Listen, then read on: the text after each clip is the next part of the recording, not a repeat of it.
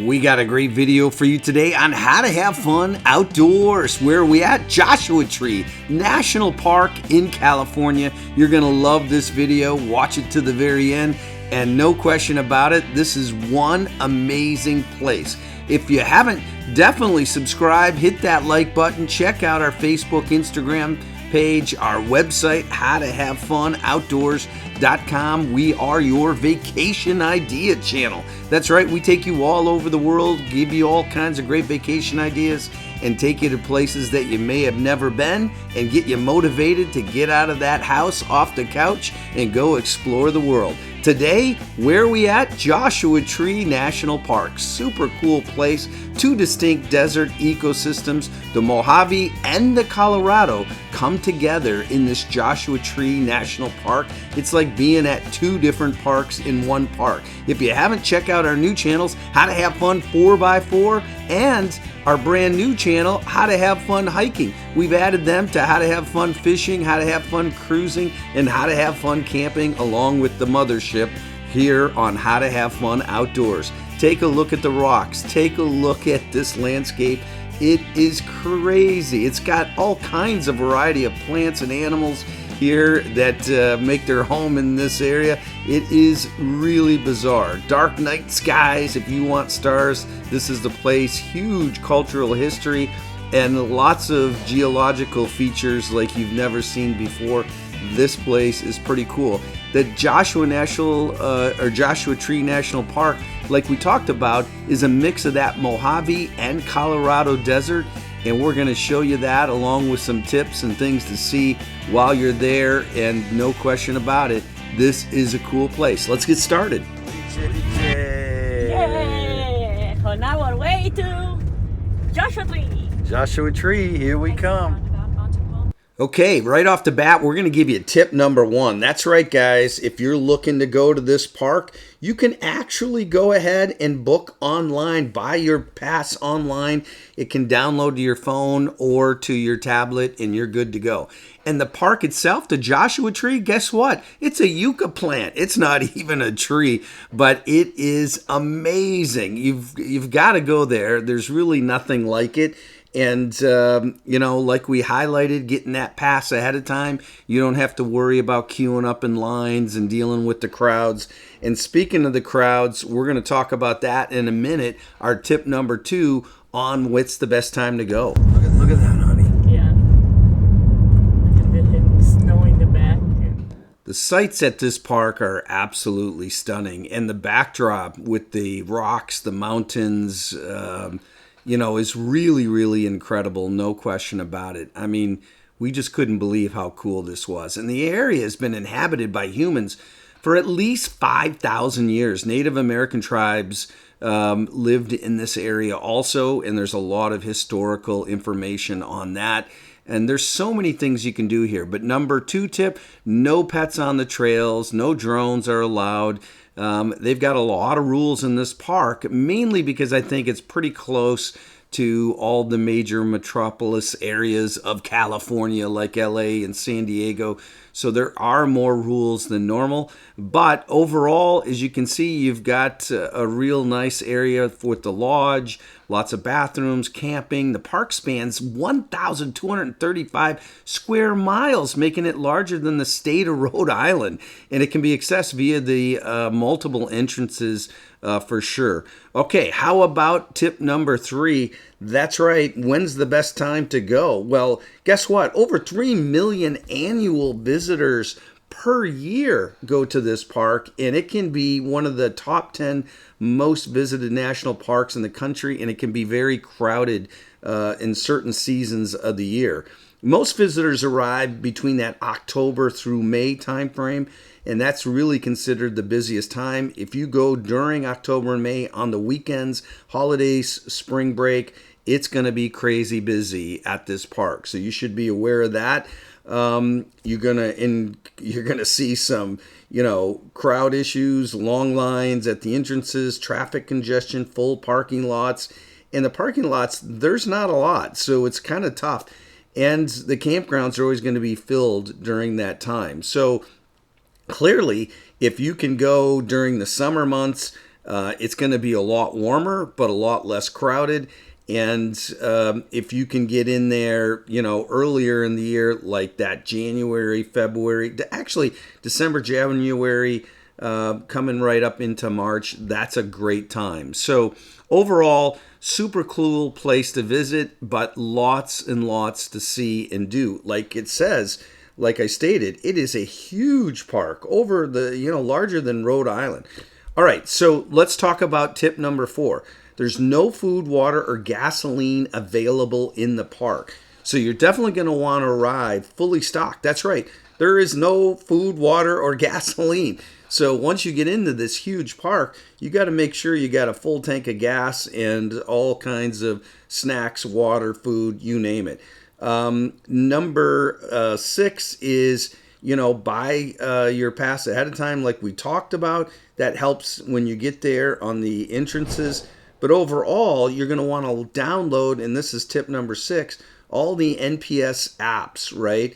And it pulls all 400 national park sites at your fingertip and has information on the trails, campground, ranger programs, and more. And a lot of people miss out on that. Wow! Woohoo! We made it! Joshua Tree National Park is our first stop on the way back east. It's gonna be awesome, and I'm really excited to actually go and visit it. All right, let's check it out.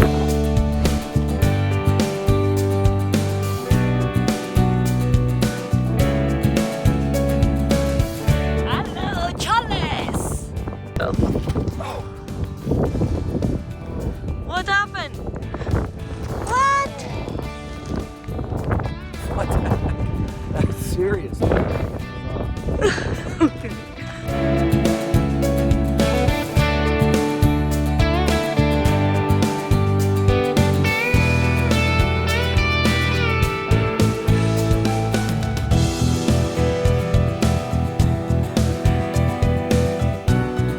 Tip number 1. Look where you're walking. What the heck? It's not funny. You're Chalabri. You're Chalabri. Yeah, be careful, man. That was like, it's like a needle into your feety feet. Hey, Alice, walk over here. I don't think so. No, no, no. Wow, they are beautiful, though.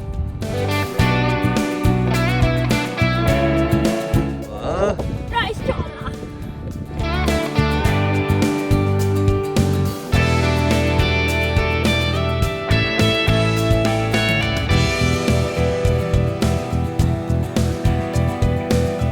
Yeah, they have this nice quarter-mile trail that just bring you inside of this cholla garden, and it's very, very nice to do.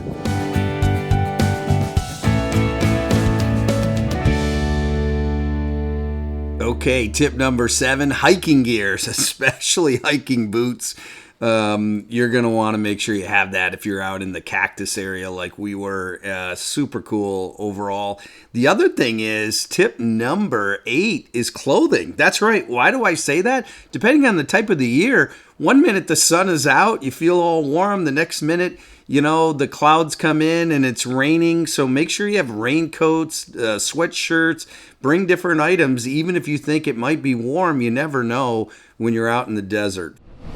I just found out I only have an hour to live after stepping on that cactus. And my wife is smiling and laughing. Yeah.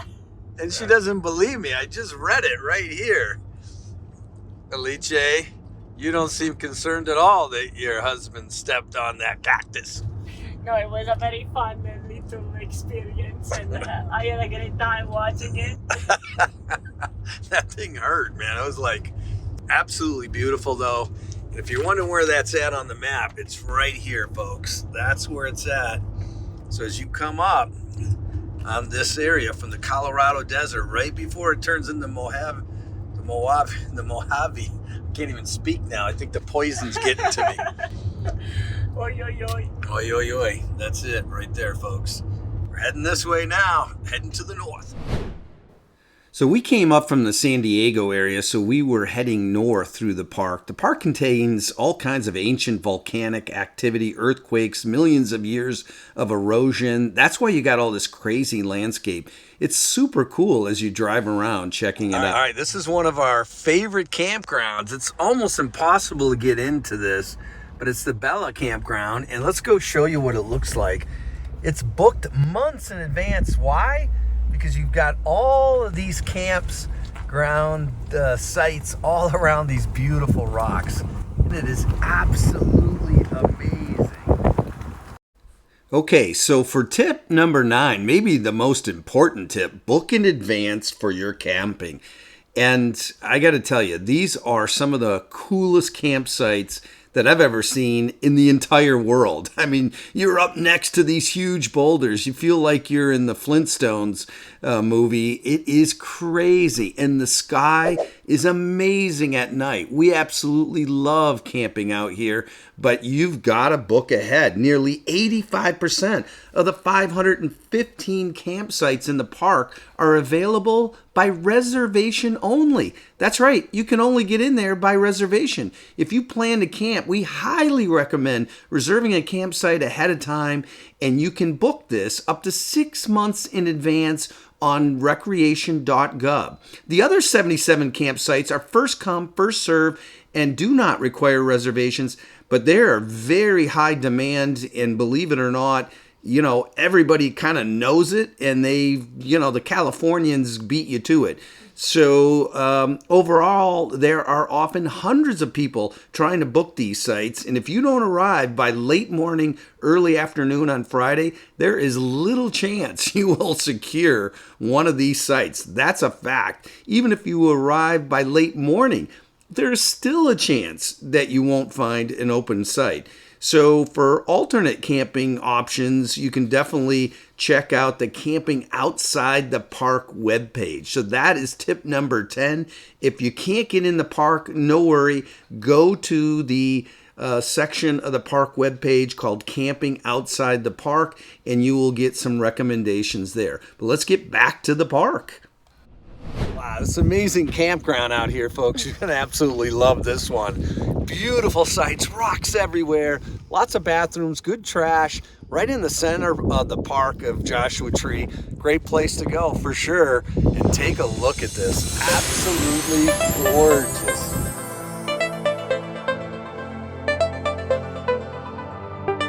Hey! Woohoo! Camping in Joshua Tree. Yeah. Woohoo! Okay, tip number 10, no question about it, is camp and hike. Why? Unlike other national parks, there's a whole network of trails between the campground areas, and obviously throughout the park, there is tons of great hikes. And believe it or not, as you see here, even in the remote camping, you still have bathrooms, quiet hours, and obviously all these nature trails. But no question about it, if you're looking to do some hiking, some of the most popular areas is this Parker Dam, Hidden Valley, and our favorite, the Lost Horse Mine. It is so cool. You've also got some of these popular attractions like Skull Rock and Keys View. There's so many panoramic places to check out when you're in this park. It is amazing. And again, it just looks totally different than anything you've ever seen. And there's sheep, there's coyotes, there's tortoises, and over 250 bird species. The place is full of wildlife.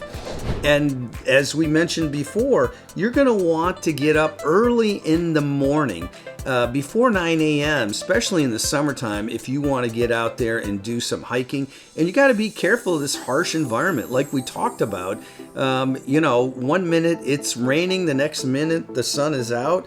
But then there's also all these incredible sunset views that you are going to absolutely love. Those include Cape Rock, Quail Springs, Ryan Mountain, Indian Cove, to name just a few. But overall, we think you will love Joshua Tree National Park. No question about it. It is pretty unique and it's pretty easy to get to. So overall, definitely hit that like button so we can get this out to everyone else. hit that subscribe button. We got all kinds of vacation ideas all over the world for you. And thank you so much for watching How to Have Fun Outdoors.